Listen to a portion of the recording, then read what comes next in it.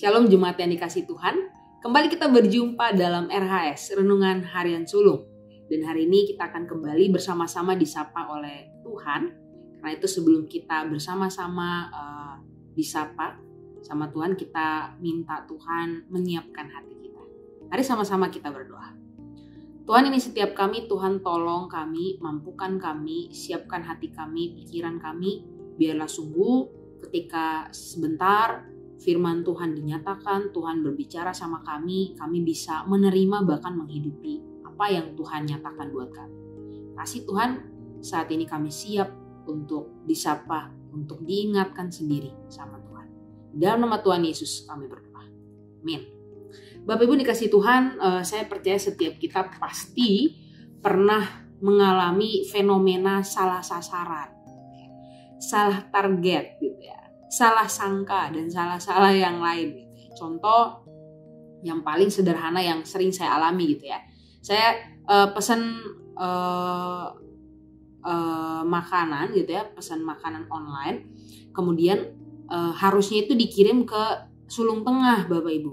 Tapi ternyata saya salah alamat gitu ya. Saya masukin itu salah alamat, jadi kirimnya itu ke GKI Sulung, ke gereja, ke Sulung sekolahan nomor 2A. Harusnya kirim ke rumah, tapi malah kirim ke pastori, tapi malah dikirimnya ke gereja. Itu salah satu fenomena salah sasaran gitu ya. Salah, harusnya tuh ke rumah, tapi malah ke gereja.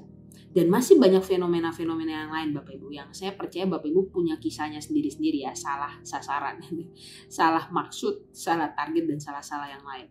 Nah Bapak Ibu, fenomena salah sasaran ini juga bisa saja terjadi dalam kehidupan ibadah kita, kehidupan orang-orang percaya, seperti yang dialami oleh bangsa Israel. Nah saat ini saya mengajak setiap kita membuka Alkitab kita dari Amos pasal yang kelima, ayatnya yang ke-21 sampai ayatnya yang ke-24. Amos pasal yang kelima, ayat 21 sampai ayat yang ke-24.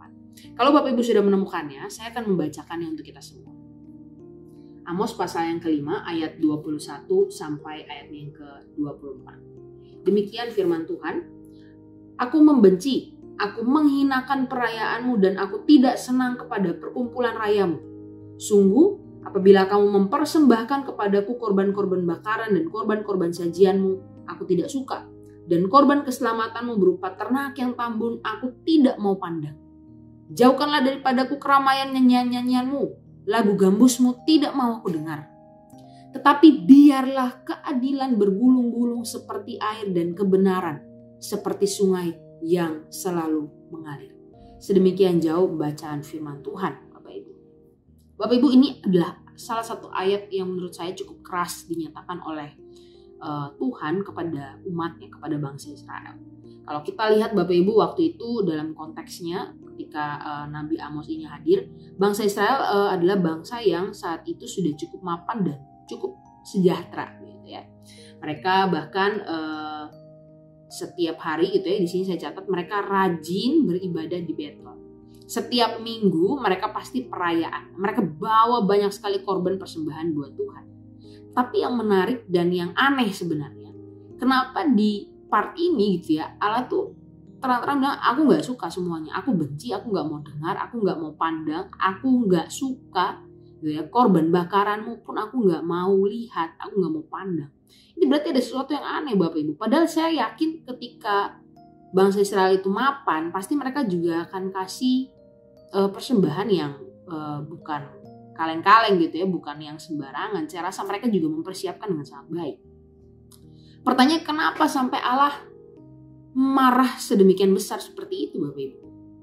Nah kalau kita lihat dari pasal 1, Amos 1 sampai Amos pasal yang keempat, Bapak Ibu akan menemukan bahwa banyak sekali kebobrokan yang Israel lakukan selepas mereka beribadah, selepas mereka selebrasi menyembah Tuhan di rumah ibadah, di Betel. Bapak Ibu, di sini saya mencatat mereka itu menindas orang miskin, mereka gaya hidupnya boros luar biasa, mereka menolak keadilan, ya. Jadi mereka menginjak-injak yang lemah dan yang nggak punya. Terus mereka terikat dengan aktivitas asusila. Bahkan lebih parahnya lagi, begitu Bapak Ibu, dicatat bahwa mereka melakukan semuanya itu tanpa merasa bersalah di hadapan Allah. Jadi Bapak Ibu lihat, mereka ketika datang beribadah, mereka datang dengan total gitu ya.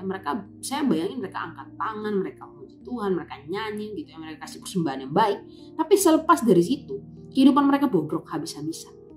Ibadah mereka begitu kusyuk, tetapi hati mereka begitu kusut. Tingkah laku mereka begitu kusut. Padahal kehidupan ibadah setiap minggunya di tempat ibadah begitu kusyuk luar biasa, begitu powerful saya rasa. Nah Bapak Ibu, disinilah Amos hadir gitu ya. Nabi Amos ini hadir untuk menegur. Makanya di ayat 24 tuh dibilang, biarlah gitu ya. Nabi Amos bilang, tetapi biarlah keadilan bergulung-gulung seperti air dan kebenaran seperti sungai yang selalu mengalir. Nabi Amos gitu ya, menyampaikan pesan Tuhan, teguran Tuhan, keinginan dan kerinduan Tuhan. Biarlah keadilan gitu, dan kebenaran itu terus menerus mengalir seperti air. Nah Bapak Ibu, menarik karena Nabi Amos ini pakai kiasan air gitu ya, pakai gambaran air. Kenapa? Karena waktu itu konteksnya memang banyak sungai-sungai yang muncul, wadi gitu ya, wadi yang muncul di daerahnya Israel, tapi itu berdasarkan musim. Jadi sebenarnya singgungan gitu ya kepada bangsa Israel. Jangan kamu kayak modelan sungai-sungaimu itu gitu ya, yang mengalir hanya pas musiman gitu ya.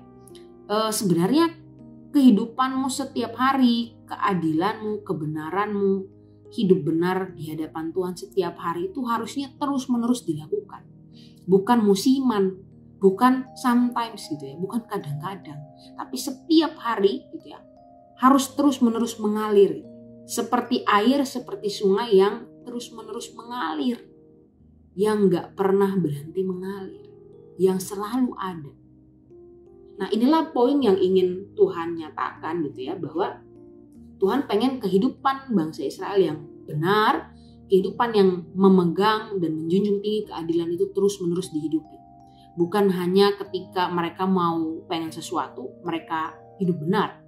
Tapi setiap hari apapun kondisinya gitu ya, apapun keadaannya, kehidupan yang benar, kehidupan yang adil harus dijunjung tinggi. Disitulah baru Tuhan berkenan. Disitulah ibadah itu menjadi real dan menyenangkan Tuhan. Bapak Ibu, karena itu penting sekali gitu ya. Kalau saya lihat penting sekali bangsa Israel itu juga mengubah hatinya gitu ya. Minta Tuhan mengubahkan hatinya, karena hati itu punya peran yang sangat penting ketika kita melakukan sesuatu. Nah, ketika kita nggak benar-benar hatinya itu nyantol sama Tuhan, jatuh cinta sama Tuhan, mensyukuri anugerah Tuhan, maka itu akan susah banget untuk dihidupi. Hidup dalam firman itu akan sangat sulit ketika hati kita itu nggak ada cinta-cintanya sama Tuhan. Jadi kalau Bapak Ibu baca ayat 25-27, Bapak Ibu akan melihat bahwa di situ bangsa Israel membawa korban sembelihan gitu ya, tapi kepada berhala-berhala. Jadi ini bicara soal hati. Penting banget Bapak Ibu.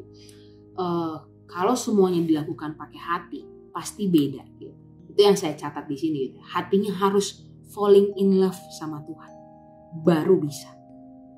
Karena itu Bapak Ibu, saya rasa teguran Amos hari ini juga berlaku dan harusnya menjadi satu perhatian buat setiap kita. Apakah kita jangan-jangan seperti bangsa Israel? Hari Minggu gitu, atau hari-hari lain ada persekutuan, ada kebaktian, ada apapun itu yang berbau-bau rohani, kita jago banget gitu ya. Kita benar-benar menyembah banget, kita yang paling lantang bersuara, kita yang paling besar kasih uang persembahan Bapak. Tapi gimana dengan hari Senin sampai Sabtu Bapak Ibu? Itu menjadi pertanyaan yang klasik tapi harusnya terus-menerus kita renungkan Bapak Ibu. Energi apa yang mendorong kita untuk hidup setiap hari? Apa hal yang menggerakkan kita untuk beraktivitas setiap hari? Yang membuat kita mengambil keputusan ABCD? Apakah masih saya ataukah Tuhan? Ingat Bapak Ibu, ketika semuanya dilakukan dengan hati, maka harusnya kehidupan itu kehidupan yang benar, yang adil, yang berkenan bagi Tuhan tidak hanya terjadi di hari Minggu atau musiman, tetapi setiap hari. Jangan sampai Bapak Ibu kita rajin gitu ya ibadah hari Minggu, tetapi hari Senin sampai Jumat kita menginjak-injak junior kita di kantor. Keterlaluan ya kalau nginjak-injak senior, kurang ajar banget dan nggak mungkin kayaknya. Jangan sampai kita seperti itu tuh berarti luar biasa banget Bapak Ibu. Nah jadi kembali lagi jangan sampai setiap ada persekutuan, ada kebaktian kita jago banget Bapak Ibu. Kita luar biasa kelihatan menyembah banget. Tapi selepas dari situ kita masih nggak bisa melepas ego kita. Kita masih nggak bisa melepas keakuan diri kita. Pengen diterima, pengen dianggap, pengen dipandang. Dan jangan ketika hari Minggu pun kita berusaha menyembah karena pengen dilihat baik. Jangan sampai ibadah kita nampak begitu kusyuk, tapi kehidupan dan hati kita begitu kusut dan jauh dari Tuhan. Kiranya Tuhan menolong setiap kita Bapak Ibu. Firman Tuhan hari ini terus mengingatkan kita. Mengingatkan apa Ibu? Mengingatkan kita untuk terus mengejar keadilan dan kebenaran itu. Hidup yang benar di hadapan Tuhan, hidup yang adil, hidup yang penuh dengan integritas, hidup yang selaras dengan apa yang Tuhan mau. Bukan cuma di hari Minggu, bukan cuma ketika ada ibadah dan persekutuan dan camp dan lain sebagainya. Tetapi bagaimana setiap hari saya berusaha belajar untuk hidup dalam kebenaran terus-menerus. Seperti Nabi Amos bilang, seperti air, seperti sungai yang terus dan selalu mengalir. Saya berdoa Bapak Ibu dan juga saya sama-sama dikuatkan, dimampukan oleh Tuhan untuk bisa berjalan selaras dengan yang Tuhan mau. Sehingga ibadah kita kusyuk, hati kita pun, tingkah laku kita pun kusyuk dan berkenan di hadapan Tuhan. Amin, mari bersama-sama kita berdoa. Tuhan, ini setiap kami rindu dalam kehidupan kami setiap hari. Tuhan hadir, Tuhan memampukan kami untuk hidup di dalam kebenaran. Kami rindu kehidupan kami tidak berwajah dua. Kehidupan kami bisa penuh dengan integritas dan otentisitas kami boleh kami kejar setiap hari. Kehidupan yang otentik di hadapan Tuhan menjadi hal yang kami rindukan. Karena kami rindu hati kami terlebih dahulu dibentuk, bahkan dibuat jatuh cinta dengan Tuhan.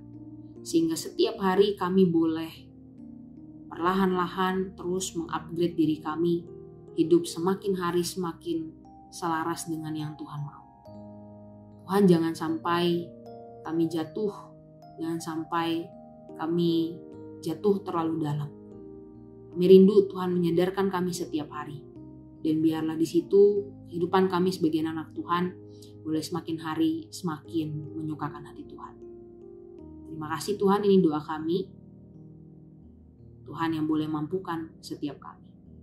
Dalam nama Tuhan Yesus Kristus kami sudah berdoa. Amin.